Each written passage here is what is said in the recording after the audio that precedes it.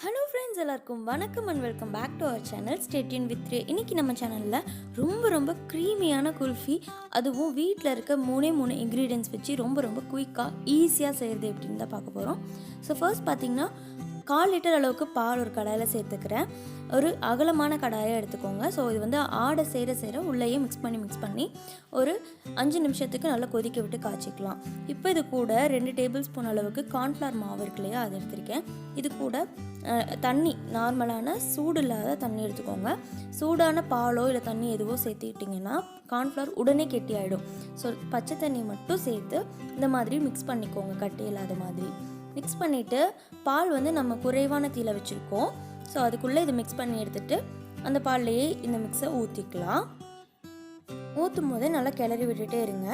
So கட்டி இல்லாமல் இருக்கும். குல்ஃபி ரொம்ப க்ரீமியாக சூப்பராக கிடைக்கும் நமக்கு. இது சேர்த்ததுமே நம்ம குல்ஃபி கொஞ்சம் கெட்டியாக ஸ்டார்ட் ஆகும். பார்த்தீங்கனாலே தெரியும் உங்களுக்கு திக்னஸ் சேஞ்ச் ஆகிருக்கிறது. இது நல்லா கொஞ்சம் 2 மினிட்ஸ் வந்து அப்படியே பாயில் பண்ணி விட்டுட்டு அதுக்கப்புறமா இந்த குல்ஃபிக்கு தேவையான அளவுக்கு சுகர் சேர்த்துக்கிறேன். நான் இன்றைக்கி ஒரு 3 டேபிள் ஸ்பூன் அளவுக்கு சுகர் சேர்த்துக்கிட்டேன். உங்களுக்கு சுகர் எவ்வளோ தேவையோ டேஸ்ட் பார்த்துட்டு கூட கடைசியில் கூட நீங்கள் ஆட் பண்ணிக்கலாம். இந்த மாதிரி எல்லாத்தையுமே சேர்த்து ஒன்றா மிக்ஸ் பண்ணிவிடுங்க. சுகர் நல்லா மெல்ட் ஆகி வரட்டும். நமக்கு பால் ஆல்ரெடி நல்லா பாயில் ஆகிடுச்சு, ஸோ ஸ்மெல் இருக்காது. அதே மாதிரி கார்ன்ஃப்ளவரும் போட்டுட்டு நம்ம 2 மினிட்ஸ் பாயில் பண்ணிட்டோம், ஸோ ஸ்மெல் இருக்காது. எல்லாமே சேர்ந்து நல்லா கொதிச்சு வந்ததுக்கப்புறமா ஸ்டவ் ஆஃப் பண்ணிட்டேன்.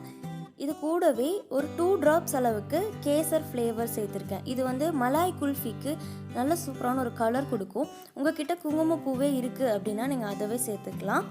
இது ரொம்ப ரிச்சாக இருக்கும் இந்த ஐஸ்கிரீம் பார்க்குறதுக்கே. பார்த்திங்கன்னா கலர் எவ்வளோ சூப்பராக சேஞ்ச் ஆகிருக்கு பாருங்கள்.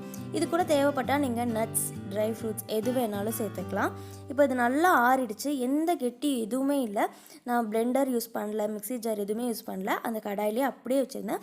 ஆறினதுக்கப்புறம் நல்லா ஒரு டைம் மறுபடியும் மிக்ஸ் பண்ணி விட்டுட்டு இந்த மாதிரி குல்ஃபி மோல்டு இருக்குல்லையே, அதை எடுத்துக்கிட்டேன். உங்கள்கிட்ட குல்ஃபி மோல்டு இல்லை அப்படின்னா நீங்கள் டீ குடிக்கிற டம்ளர், கிளாஸ் இந்த மாதிரி இருக்கும் இல்லையா, அதில் ஊற்றி வச்சுட்டு அதில் ஸ்டிக்ஸ் யூஸ் பண்ணி இல்லை ஸ்பூன் ஏதாவது யூஸ் பண்ணி குல்ஃபி நம்ம ஊற்றி எடுத்துக்கலாம். இப்போ ஒன்றா ஊற்றி எடுத்தாச்சு. இப்போ இதை க்ளோஸ் பண்ணிக்கலாம். இதை வந்து ஒரு 4 to 5 hours வந்துட்டு ஃப்ரிட்ஜோட டெம்பரேச்சர் வந்து ஃபுல்லாக வச்சுருங்க. ஃப்ரீசரில் வச்சுட்டு எடுத்துக்கலாம். நல்லா செட் ஆகி வரட்டும். பாருங்கள், இந்த மாதிரி சூப்பராக செட் ஆகியிருக்கும். நமக்கு உடனே எடுக்க வராது. ஸோ கொஞ்சமாக தண்ணியில் ஒரு 2 மினிட்ஸ் இந்த மாதிரி போட்டுட்டு அதுக்கப்புறமா எடுத்திங்கன்னா உங்களுக்கு ரொம்ப ஈஸியாக வந்துடும். அப்போவும் இந்த மாதிரி வரல அப்படின்னா லைட்டாக கத்தி வச்சு சைடெல்லாம் எடுத்து விட்டிங்கன்னா ரொம்ப க்ரீமியான குல்ஃபி ஐஸ்கிரீம் ரெடி ஆயிடுச்சு. கண்டிப்பாக இது உங்கள் வீட்டில் ட்ரை பண்ணி பாருங்கள். தேங்க்ஸ் ஃபார் வாட்சிங்.